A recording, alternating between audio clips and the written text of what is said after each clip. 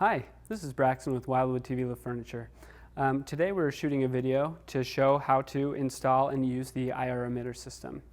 So here you can see we have an end-of-bed cabinet. This particular cabinet is our basic cabinet, which means that the doors here are decorative rather than functional, which means we need somewhere to put other devices like a DVD player or a cable box that you may be using with the TV. So this is where the IR emitter system comes into play. So here I'll give you a quick introduction to the pieces that come with the IR emitter system.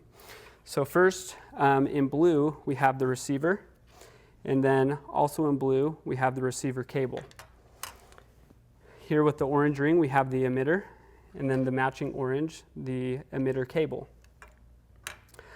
Here we have a couple of power sources, one for the emitter, one for the receiver. And then here we have some magnetic rubber feet, and then also some sticky plastics to be able to position the emitter and the receiver wherever they need to go. So those are the pieces of the IR emitter system. All right, so the first step of setting up the IR emitter system is to plug in the IR receiver, the power source, and the receiver cable. So here we've got the blue receiver, and for purposes of this installation, we've chosen to use one of the rubber magnetic feet, and we've just stuck it to the bottom. So when you stick it to the bottom, it's important to note that here is a channel dial, and you want to be able to access that so that you can set the receiver and the emitter to the same channel. Okay, so in setting the channel, I'm just going to use a simple kitchen knife, and here on this channel dial I'm simply going to change it from 0 over clockwise to channel 1. So the emitter and the receiver both need to be on the same channel in order to work, but neither one of them can be on the factory default, which is channel 0. So here I'm going to change this one to 1 as well, and now that I've set those both to the same channel, they'll be able to communicate.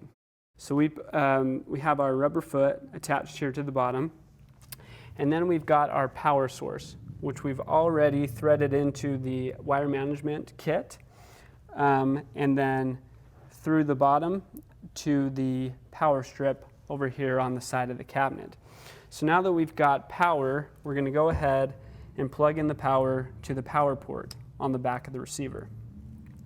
Now, using the rubber magnetic foot, I'm going to just apply the receiver here to the back of the mechanism.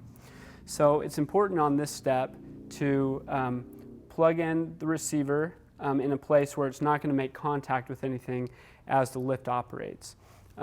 You'll also want to consider the length of the cord, the travel of the mechanism, and make sure it's plugged in a way that it's not going to tear out cords or anything like that as the lift operates. So now that we've done all that, we're going to take our IR receiver cable here, and we're going to plug it into the back into the receiver.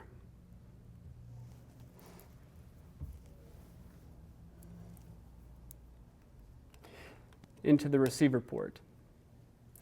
Once that's done, then I'll take the eye, pull it around to the front, and then I'm just going to remove the backing and then stick it right here to the front of the TV, so that when I'm using the remote, I'll be able to point the remote right at the TV. Now that we've set up the IR receiver, we're going to go ahead and set up the IR emitter. So the first thing we're going to do is take the power source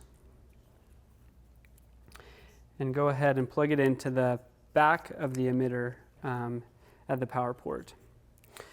Then we're going to take it around, and for purposes of using the IR system, the device that you'd like to control with this system can be installed under the bed, in a nightstand, or essentially anywhere that you want to store it, that the TV can still be reached with an HDMI cord. So we're going to install it as though the device was going under the bed. So I'm going to go ahead and plug it in here, near the bed, and then the IR emitter then would just be placed underneath the bed, close to the device that you're trying to control. So along with the emitter is the emitter cable.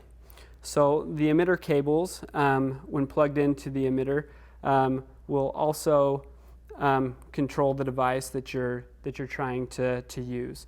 So just like the receiver, the emitter cable will get plugged into the front of the emitter, and then you can position these diodes wherever you'd like to be able to control your device. So the IR emitter and the receiver can work with or without the emitter and receiver cables. For purposes of this installation, we are using the cables. So then I'll put the emitter back under the bed, and then I'll position the diodes in a way that there's a clear line of sight to the device. All right, so that concludes the setup of the IR emitter system. So a couple of things we wanted to point out. First, the IR emitter system does include its own set of instructions there in the box. So if you have any questions, you can always look at the instructions that are included. Also, our customer service team is always available to answer any questions that you might have. Thank you for your purchase of a TV Lift product.